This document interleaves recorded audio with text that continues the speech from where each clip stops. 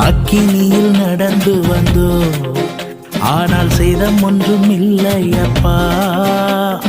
தண்ணீரை கடந்து வந்தோம், நாங்க மூழ்கி போகவில்லை அப்பா.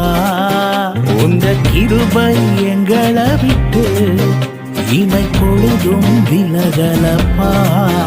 உங்க கிருபை எங்களை விட்டு இமை பொழுதும் விலகலப்பா.